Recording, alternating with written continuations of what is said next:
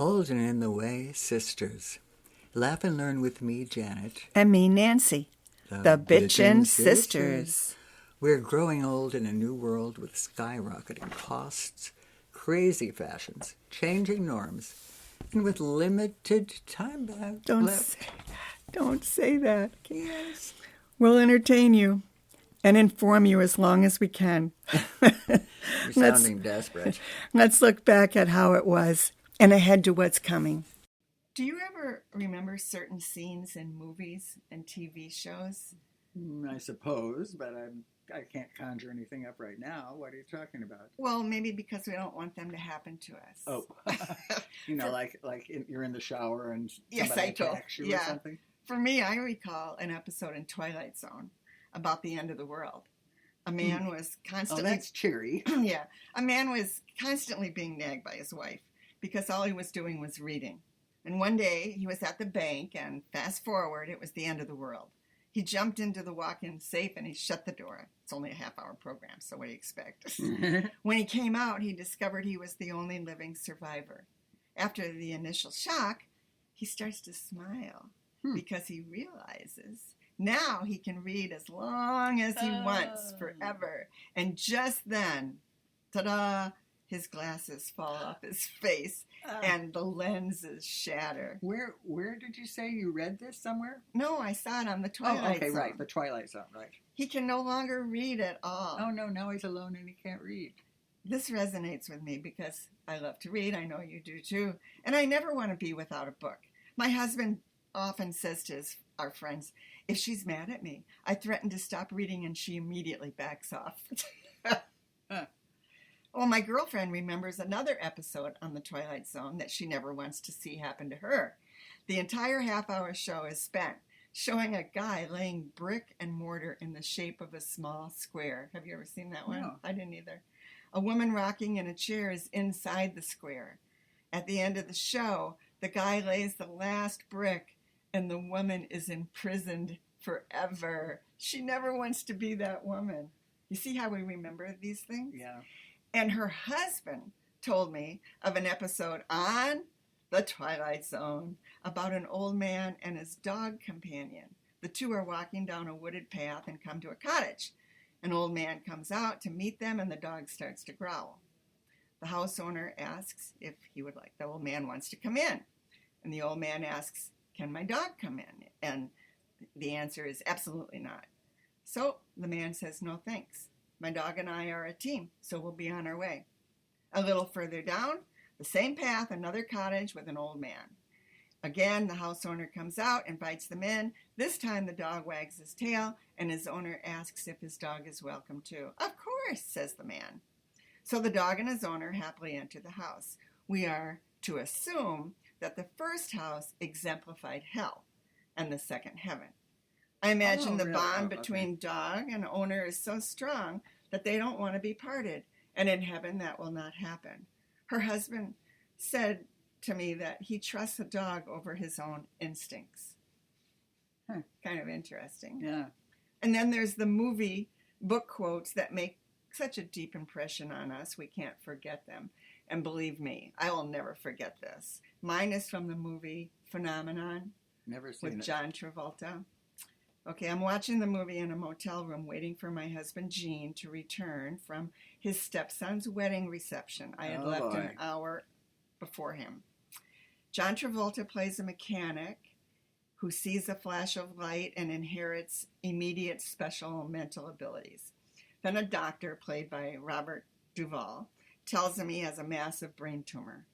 So he decides to spend his last days with his girlfriend, Kyra Sedgwick, and her two children. Mm-hmm. Well, the scene I recall vividly is when Travolta is standing by a farm fence with the kids, Al and Glory. Travolta shows them an apple, and he says, this is what he says, you know, if we were to put this apple down and leave it, it would be spoiled and gone in a few days. But if we were to take a bite of it like this, and then he bites the apple, it would become part of us, and we could take it with us forever. Then he offers them the apple, and Glory takes a bite, but Al refuses. And this is the line I shall forever remember. Travolta says, Al, Everything is on its way to somewhere. Everything. And that's the second the phone rang in the motel room.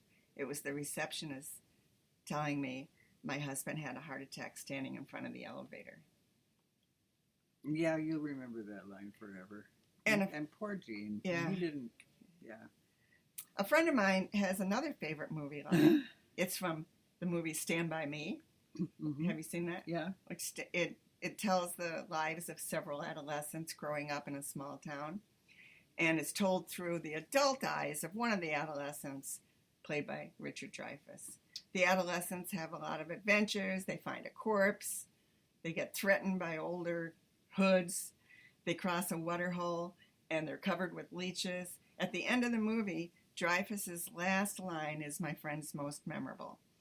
I never had any friends later on like the ones I had when I was 12. Jesus, does anyone? For my friend, it rings so true. He has lived in this town his entire life and has never had friends like he did as a kid in his neighborhood. That is good. And I look back to when I lived in Northport. I can still remember the names of my friends. Most of them were girls. And then when I try to find them on Facebook or something, we lived at a time when you changed your name if you got married. It's harder to find. A lot of people are women are harder to find. Huh. So okay. I invite our listeners to think about a movie or book quote or a TV episode that stands out in your mind and to examine why they stand out to you. Do you worry it will happen to you? Or is it memorable for a different reason? Have fun and ask your friends the same question. You just might learn something about them. Good idea. Interesting. Thank you. We come to you twice a month with new episodes. Some are funny, some are serious, some are just our crazy opinions. I hope you enjoyed our show. Me too. It's been a pleasure. Music by Hall and Sidnor.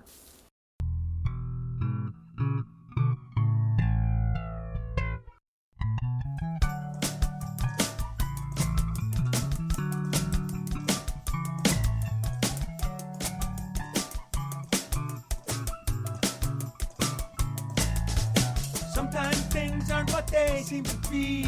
Sometimes we see just what we want to see. Like a nearsighted monkey up a lemon tree singing, oh, bananas here are just for me. Bump, bump, bump, bump, bump, bump.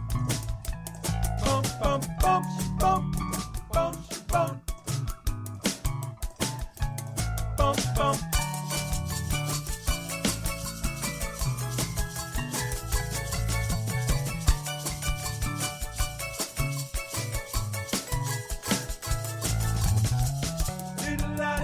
Laughed and laughed. Saw a purple monkey on a pink giraffe. Mama asked the doctor, tell me what is that? The doctor said we better cut a dose in half. Bump, bump, bump, bump, bump, bump.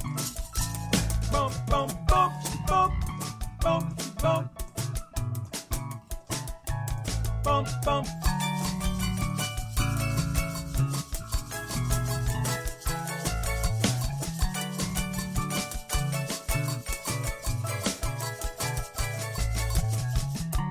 Went to the county fair, put $1 down just to wrestle a bear. Everybody said that it isn't fair, but Blue Jay whipped that bear, so he don't care. Bump, bump, bump, bump, bump, bump, bump, bump, bump, bump, bump, bump, bump, bump.